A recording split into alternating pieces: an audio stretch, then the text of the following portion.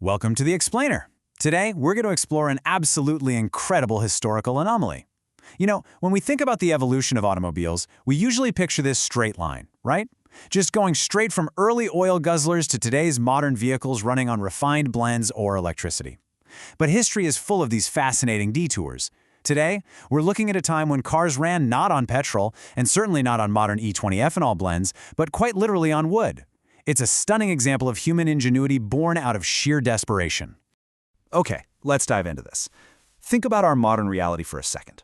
We pull up to a pump, effortlessly fill our tanks with highly refined liquid fuels like petrol or E20, and we drive off in seconds. It's so easy. Now contrast that with the World War II era alternative. Imagine instead of a fuel pump, you're physically hauling chopped logs and throwing them into your vehicle just to get to your destination. I mean, it sounds like science fiction, right? Or some kind of steampunk novel, but this was a very real, everyday practice for a whole lot of drivers. So the crucial point here is understanding exactly why anyone would resort to such a drastic measure. Well, it all comes down to resource scarcity. During World War II, global supply chains were just completely disrupted. There was a massive, severe petrol shortage, mostly because all the available liquid fuel was being redirected to the military for the war effort. Everyday citizens and civilian industries, they were essentially cut off. People were backed into a corner, and that severe crisis forced them to adopt this wild engineering workaround literally just to keep their lives moving. Let's move to and see how this builds, how the gasifier worked. To actually make a car run on wood, you couldn't just throw logs under the hood. You needed a special piece of equipment called a gasifier. This was often a large, bulky unit that practically looked like a metal water heater strapped right onto the back or sides of these vehicles.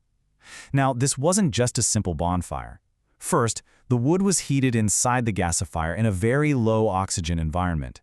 By restricting the oxygen, the wood wouldn't just burn up and turn into useless smoke and ash. Instead, this restricted heating process chemically transformed the wood, creating a highly combustible gas mixture. Finally, this newly created gas was fed directly into the car's engine, acting exactly like vaporized petrol to power the pistons. And this brilliantly illustrates the chemistry behind it all. When you restrict that oxygen and heat the wood, you extract specific, highly energetic gases.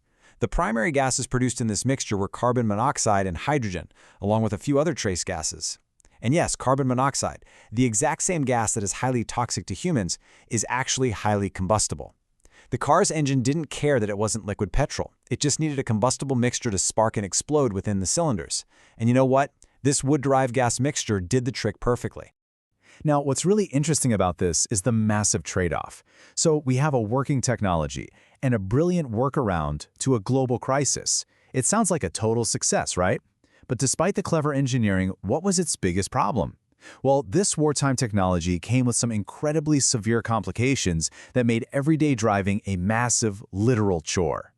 Just imagine your morning commute looking like this. You couldn't just turn the key and go. First, you had to fire up the gasifier and literally wait several minutes for your car to brew enough gas to even start the engine. Then once you finally got moving, you couldn't go very far at all.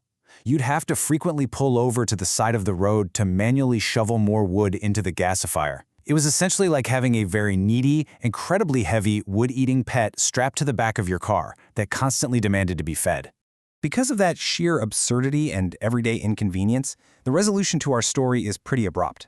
The very moment the war ended and normal petrol supplies resumed, people couldn't abandon this technology fast enough. I mean, the convenience of liquid fuel was just way too great. So despite its incredible success in keeping the world moving during a really dark time, this highly inconvenient, super labor-intensive technology vanished almost instantly from our roads.